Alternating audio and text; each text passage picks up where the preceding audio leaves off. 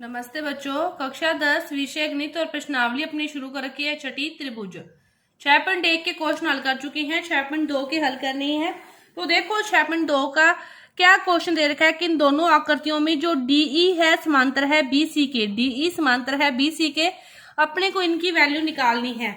अब देखो त्रिभुज एबीसी की बात करें, डीई समांतर है बीसी के, ये अपने को क्या है दिया है, ये अपने को है दिया है। तो इससे क्या, फिर जब दो भुजाएं समांतर दे रखी हो, बीच में मध्य बीच की भुजा त्रिभुज की किसी अन्य भुजा के समांतर दे रखी हो, तो समानुपातिकता प्रमेय क्या कहती है कि एडी बटा में डीबी का जो अनुपात है, एडी बटा में डीबी का जो अनुपात है, एई बटा में वो किसका होगा, इसी का, एई बटा में इसी के अनुपात के वो क्या होगा, बराबर होगा।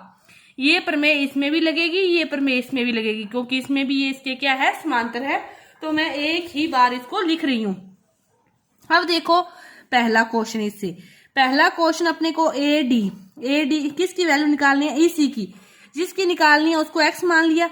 एडी कितना है 1.5, डीबी कितना है 3 इक्वल टू एई कितना है 1 और इसी कितना है एक्स। तिरछा गुणा कर दो, ये यहाँ चला जाएगा, ये कहाँ जाएगा यहाँ, तो चाहे इसको इसको इसको इससे, तो x गुना 1.5 बराबर 3 गुना 1, x की वैल्यू 3, 1.5 नीचे पॉइंट हटाया ऊपर 0, 5 दिए 15, 5 दूनी 10, 3 एकम 3, कितनी आ गई 2 सेंटीमीटर।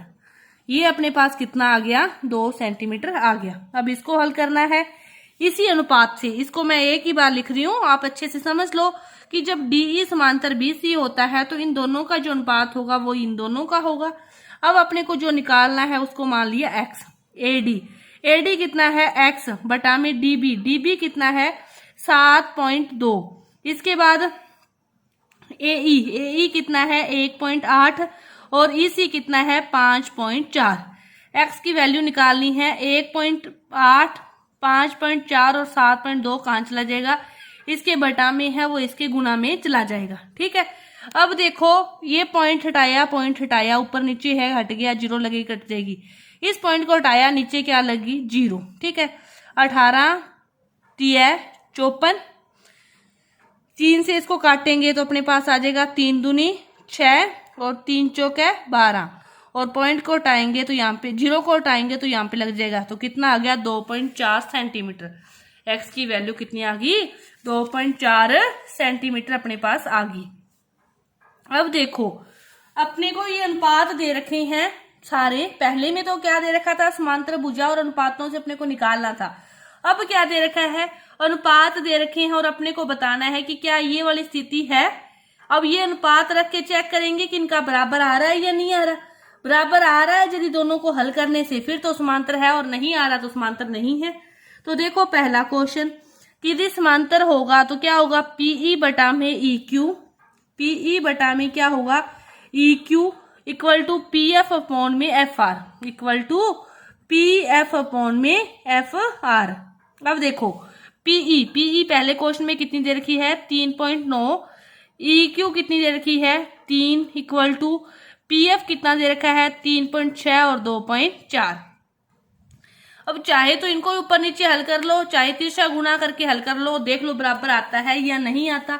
तो ऊपर नीचे हल करते हैं तो 3 एकम 3, 1.3 कितना आ गया 1.3 आ गया इस साइड। तो इस साइड हल करोगे पॉइंट से पॉइंट कट गया, 12 थी 36, 12 दूना 24, 3 बटा में 2, 3 बटा 2 को हल करोगे तो 12 थी 36, 12 दूना 24। ठीक है। तो इसको भाग दोगे तो क्या आएगा 2 एकम 2, 1 10, 2 5 10, कितना आ गया 1.5। ये कितना आया 1.3, ये कितना आया 1.5। क्या दोनों बराबर हैं, क्या नहीं है, ये बराबर नहीं आया अनुपात, तो फिर ई एफ है वो समांतर नहीं है क्यू आर के, वो समांतर नहीं है क्यू आर के। समांतर होता तो इनका अनुपात क्या आता, बराबर आता। इसी तरह सेकंड क्वेश्चन के लिए पीई कितना है 4, ई क्यू कितना है 4.5 इक्वल टू पी एफ 8 और ये कितना है 9। इनको हल करना है, कैसे भी हल कर सकते हो, इसका तो अपने यही हल किया था। अब इसका तिरछा गुणा कर लो, 9 को गुणा करोगे 4 से और 8 को गुणा करोगे 4.5 से, 9 चौके 36, 8 5 40, 0 मतलब बची 4, 8 चौके 32 और 4 36, पॉइंट कट गया। 36 इक्वल टू 36 आ गया, तो अनुपात बराबर आ गया, तो EF समांतर है QR के। इसका मतलब क्या हो गया कि जो EF है वो क्या है, समांतर है QR के। समानुपातिकता प्रमेय यही कहती है कि यदि ये समांतर है तो इनका अनुपात भुजाओं का समांतर बराबर आएगा। यदि बराबर नहीं आया तो समांतर नहीं था, बराबर आ गया तो समांतर है। अब इसी तरह अपना रह गया last question, third question. P क्या दे रखा है इसमें, PQ की वैल्यू दे रखी है इसमें आपको, PQ की दे रखी है और PR की दे रखी है, PE की दे रखी है और PF की। PE में से क्या करोगे, इसको घटा लोगे आप। PE में से आप क्या करोगे, इसको घटा लोगे तो अपने पास ये आएगी EQ की। ठीक है, इसी तरह इसको कर लोगे। देखो ध्यान से, PF की दे रखी है ये दे रखी है इतनी 0.63 और PR की दे रखी है पूरे की 2.56। इसमें से इसको घटा लोगे तो ये आ जाएगी। इधर दे रखी है ये वाली 0.18 और ये पूरी दे रखी है 1.28। इसमें से इसको घटा लोगे तो ये वाला अनुपात आ जाएगा। और फिर इसी प्रकार इन दोनों क्वेश्चनों की तरह क्या करोगे, इसको आप हल करोगे। इन्हीं दोनों क्वेश्चनों की तरह ही आपने इसको हल करना है। इसके बाद देखो अपने क्वेश्चन नंबर 3 क्या दे रखा है। क्वेश्चन नंबर 3 अपने को दे रखा है कि आकृति में LM समांतर है CB के, LN समांतर है CD के। तो अपने को ये सिद्ध करना है, तो समानुपातिकता प्रमेय लगानी है।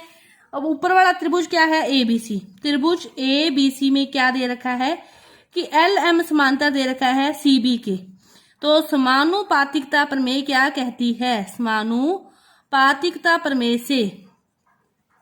प्रमेय से क्या होगा, AM और MB का अनुपात AL और LC के अनुपात के क्या होगा, बराबर होगा। AM चाहे तो इसको AM/MB कर दो, चाहे AB कर दो। समानुपातिकता प्रमेय मतलब जब भुजा पूरी है चाहे आधी है, वो सेम ही बात है।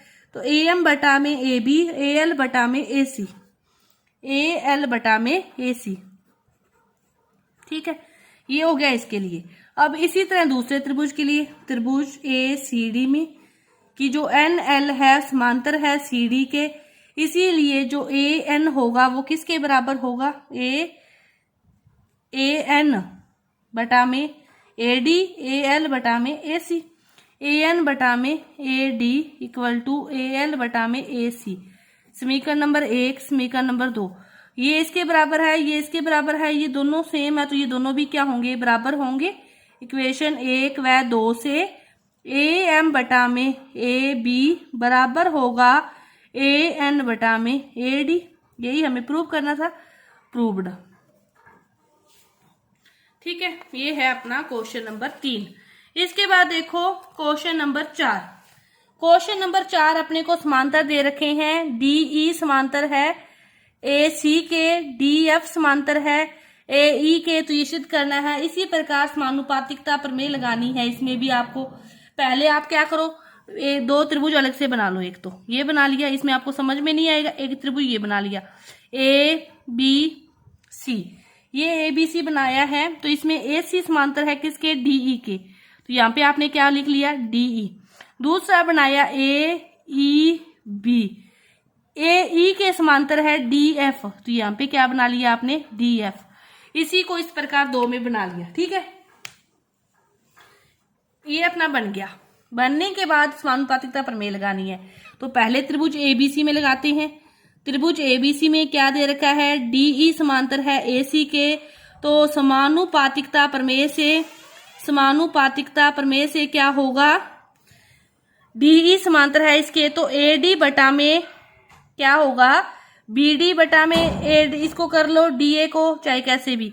तो BD बटा में DA इक्वल होगा BE बटा में EC बटा में EC। समीकरण नंबर 1। अब वापिस से प्रमेय लगाएंगे इसके अंदर, चाहे अपने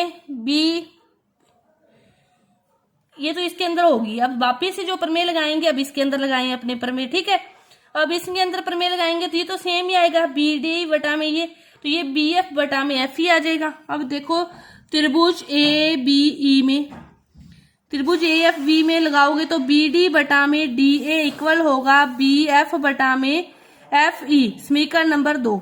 अब ये वाली दोनों चीजें सेम है तो ये वाली दोनों भी क्या होगी, सेम होगी।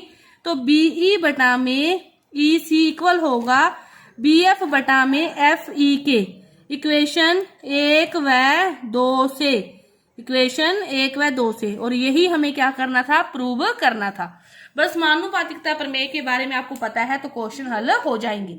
तो 4 तक के क्वेश्चन तो हल हो गए, आगे के जो क्वेश्चन है वो अपने अगली वीडियो में हल करेंगे। धन्यवाद।